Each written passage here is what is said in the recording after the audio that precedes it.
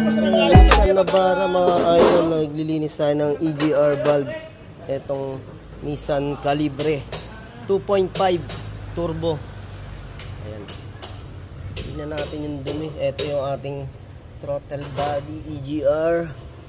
Ayan, kita naman natin yung ano, yung kapal ng ano, ng carbon yan. Okay mga idol, kasi nga ang nararamdaman din dito is yung ano nga, delay, may delay na rin po ano.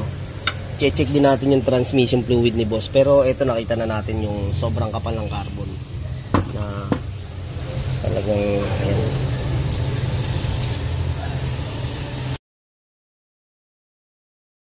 Okay mga paps, ito na nga yung last natin tinatanggal, yung intake manifold, ang pinaka medyo mahirap kalasin ano, kasi talagang nasa sulok. Ayan. Makikita natin dami na rin po talaga niyang carbon, you know.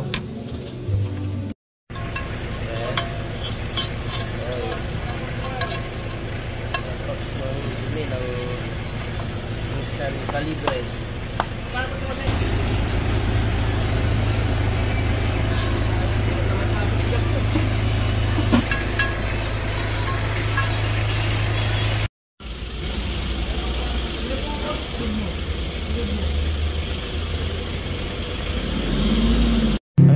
Paps, kinabit na nga po natin yung ating intake manifold dito sa Nissan para matapos na rin po natin, para malaman natin kung talagang yung hatak niya is babalik na sa dati, no? Kaya isa sa nagiging problema yung ganyan pagka madudumi na yung ating EGR valve tsaka intake manifold, nakakabawas ng ganda ng hatak ng ating sasakyan mga paps.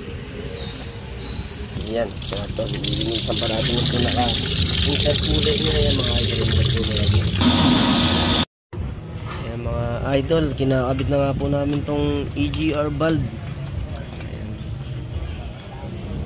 Yan mga idol, sa 60K kailangan mapalinisan din natin talaga yung ating EGR valve tsaka intake manifold para yung hatak naman is laging maganda. Tsaka yun, mas maganda, matipid tayo sa diesel. Okay, lilinis. Balik na balik sa tanggal ng carbon, no? Balik sa maglinis to si Jason, no? Ayun mga idol, sa gusto magpa-cleaning ng EGR valve, intake manifold, medyo kung mag-DIY man rin ng sa ganito, medyo marami lang talagang kinakalas, kaya hindi ko na rin po na isa-isa video, ano, sa dami rin po ng gawa namin ngayon. Kaya kung halimbawa naman na gusto nyo magpa-cleaning, message lang po kayo at pasyal kayo dito sa aming auto shop. Napakahalaga din na nalilinisan natin yung ating EGR valve na exhaust gas recirculation. Isa rin sa nagpapalakas ang fuel at ating paghina ng hatak ng ating sasakyan mga paps. Ayan. Okay, malapit na nga kami matapos, no? Konti na lang yung aming kinakabit dito. Mga paps, patapos na nga tayo sa ating throttle. Ito papunta rito sa ating, ito yung ating EGR valve. Tapos yung intake manifold yan nasa tagong-tago. Ito ang tanong kung saan to.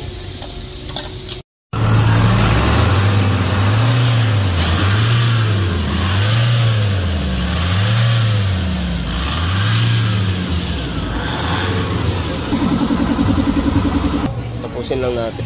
Ayun mga idol, natapos nga namin tong EGR valve cleaning ng Nissan Navara. Napakaganda ng hatak, bumalik sa original na hatak, ang lakas-lakas. Ayun, kaya sa gusto magpalinis ng EGR valve dyan, tsaka yung syempre carbon removal, pasya lang po kayo sa aming auto shop. Thank you mga idol. Okay, start na natin tong Nissan Navara.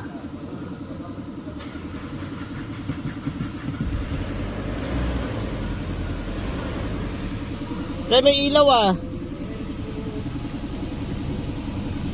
Ayun mga paps, 60k mileage, talagang makapal na rin ang dumi ng EGR valve natin tsaka intake manifold yun. 60k.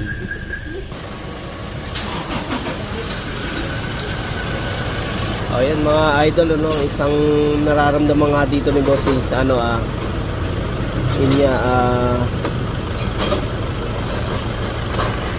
medyo delay. Tapos maingay na nga po yung makina, no?